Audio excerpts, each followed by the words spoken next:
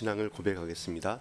전능하사 천지를 만드신 하나님 아버지를 내가 믿사오며 그 외아들 우리 주 예수 그리스도를 믿사오니 이는 성령으로 잉태하사 동정녀 마리아에 나시고 본디오 빌라도에게 고난을 받으사 십자가에 못 박혀 죽으시고 장사한 지 사흘 만에 죽은 자 가운데서 다시 살아나시며 하늘에 오르사 전능하신 하나님 우편에 앉아 계시다가 저리로서 산자와 죽은 자를 심판하러 오시리라.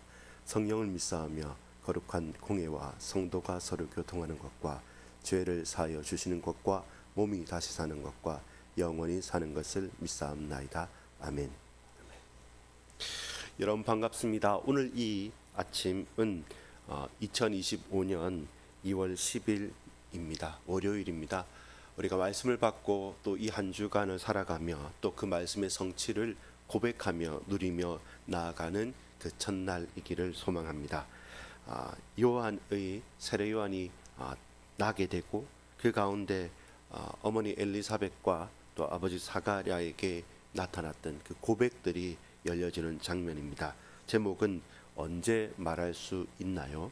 언제 말할 수 있습니까? 라는 제목으로 우리 말씀을 함께 상고해 보도록 하겠습니다. 저와 여러분이 말을 할 때 막혔던 입술이 또 묶였던 혀가 풀려서 정말로 말해야 할 때, 진정으로 찬양해야 될 때, 진정으로 선포해야 할 때가 어느 때입니까? 말을 해야 될 때, 선포해야 될 때 제대로 말하지 못하면 침묵해야 될 때, 또 혹은 잠잠히 기다려야 될 때 우리가 쉽게 말하고 또 잘못된 판단 가운데 어울리지 않는 말을 하면 그 말은 우리를 망하게 하고 다른 사람에게는 큰 비수와 같을 수 있습니다. 참으로 말해야 할 때가 언제입니까? 또 저와 여러분은 언제 무슨 말을 마음에 담고 입술을 벌려서 선포하겠습니까? 그 진정한 말씀이 찬양이 되는 날이 되어지기를 소망합니다. 오늘 본문은 누가복음 1장 57절에서 80절까지의 말씀입니다. 조금 분량은 되지만 그 말씀을 우리가 함께 보도록 하겠습니다. 누가복음 1장 57절로 80절까지의 말씀입니다. 언제 말할 수 있습니까? 라는 제목입니다. 말 혹은 찬양 혹은 그 소리들이 어떻게 이 본문에서 펼쳐지는지 좀 집중하면서 함께 말씀을 보도록 하겠습니다. 57절입니다. 엘리사벳이 해산할 기한이 차서 아들을 낳으니 이웃과 친족이 크게 주께서 그를 크게 긍휼히 여기심을 듣고 함께 즐거워하더라. 58절입니다. 8일이 되매 아이를 할례하러 와서 그 아버지의 이름을 따라 사가랴라 하고자 했더니 그 어머니가 대답하여 이르되 아니라 요한이라 할 것이라 하매 그들이 이르되 내 친족 중에 이 이름으로 이름한 이가 없다 하고 그의 아버지께 몸집하여 무엇으로 이름을 지으려 하는가 물으니 그가 서판을 달라 하여 그 이름을 요한이라 쓰매 다 놀랍게 여기더라. 64절입니다. 이에 그 입이 곧 열리고 혀가 풀리며 말을 하여 하나님을 찬송하니 그 근처에 사는 자가 다 두려워하고 이 모든 말이 온 유대 산골에 두루 퍼짐에 듣는 사람이 다 이 말을 마음에 두며 이르되 이 아이가 장차 어찌 될까 하니 이는 주의 손이 그와 함께 하심이라라. 이것이 세례 요한의 출생에 관한 또 이름의 장명에 관한 이야기였습니다. 이 일 가운데 입과 혀가 풀리고 열렸던 스가랴의 찬양시가 나옵니다. 67절입니다. 그 붙인 사가랴가 성령의 충만함을 받아 예언하여 이르되 찬송하리로다 주 이스라엘의 하나님이여 그 백성을 돌보사 속량하시며 우리를 위하여 구원의 뿔을 그 종 다윗의 집에 일으켰으니 이것은 주께서 예로부터 거룩한 선지자의 입으로 말씀하신 바와 같이 우리 원수에게서와 우리를 미워하는 모든 자의 손에서 구원하시는 일이라. 우리 조상을 긍휼히 여기시며 그 거룩한 언약을 기억하셨으며 곧 우리 조상 아브라함에게 하신 맹세라. 우리가 원수의 손에서 건지심을 받고 종신토록 주의 앞에서 성결과 의로 두려움 없이 섬기게 하리라 하셨도다. 이 아이여, 네가 지극히 크신 이의 선지자라 일컬음을 받고 주의 앞에 앞서가서 그 길을 준비하여 주의 백성에게 그 죄 사함으로 말미암는 구원을 알게 하리니 이는 우리 하나님의 긍휼로 인함이라. 이로써 돋는 해가 위로부터 우리에게 임하여 어둠과 죽음의 그늘에 앉은 자에게 비치고 우리 발을 평강의 길로 인도하시리로다 하니라. 아이가 자라며 심령이 강하여지며 이스라엘에게 나타나는 날까지 빈들에 있으니라. 아멘.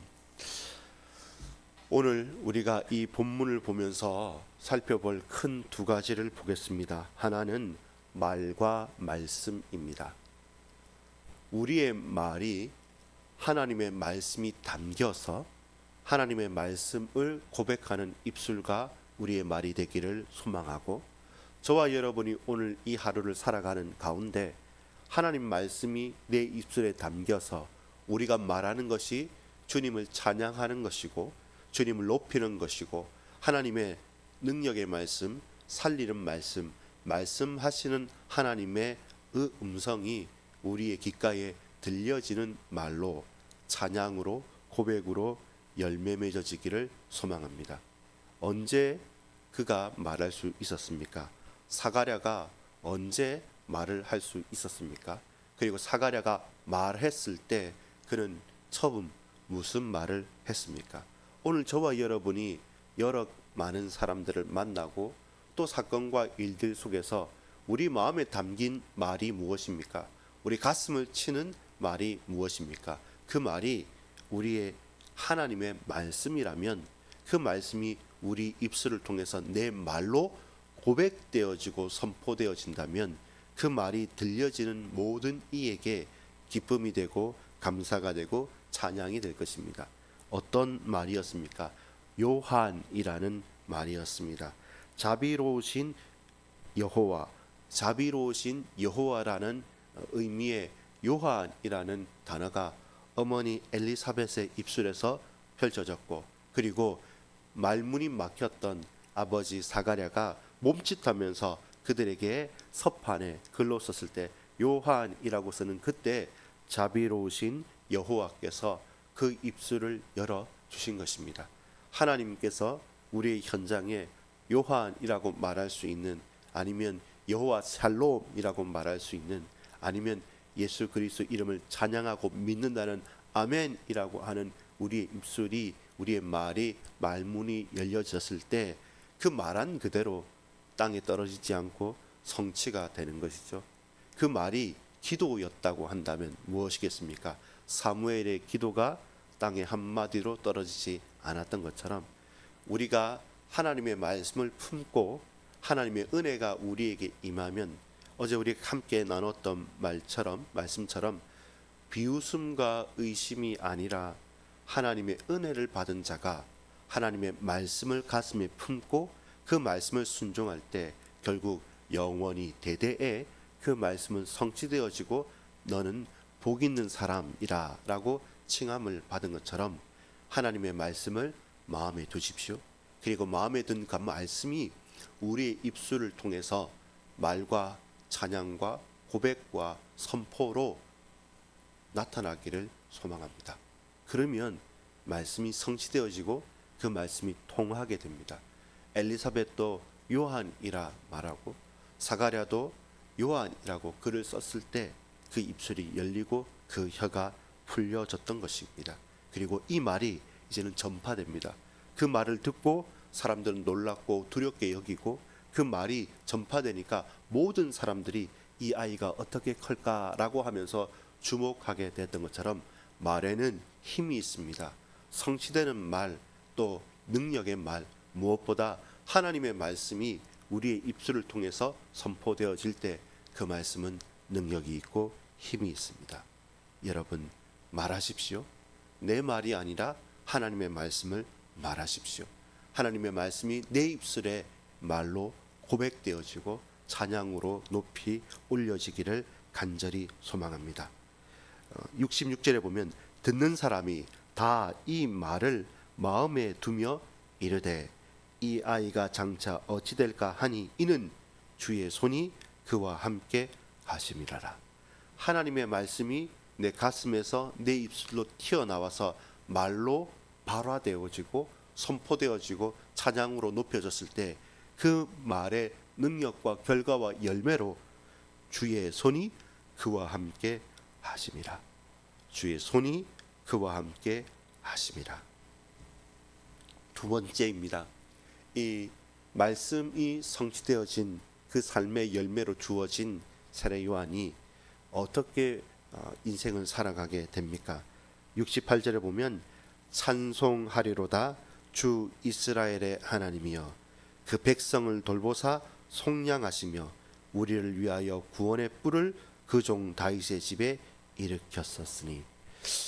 우리의 인생이 또 세례 요한의 인생이 엘리사벳과 사가랴의 인생이 내 개인이 빛나는 것이 아니라 우리의 짧은 인생이 서로 맞닿아서 이렇게 역할을 하고 저렇게 역할을 하면서 결국 메시아 그리스도 예수 구원과 하나님의 언약이 성취되어지고 고백되어지고 우리의 작은 걸음을 통해서 이 복음의 역사가 이루어지는 그 과정의 한 부분을 또 하나의 사건들을 하나의 역사들을 써내려가는 것입니다.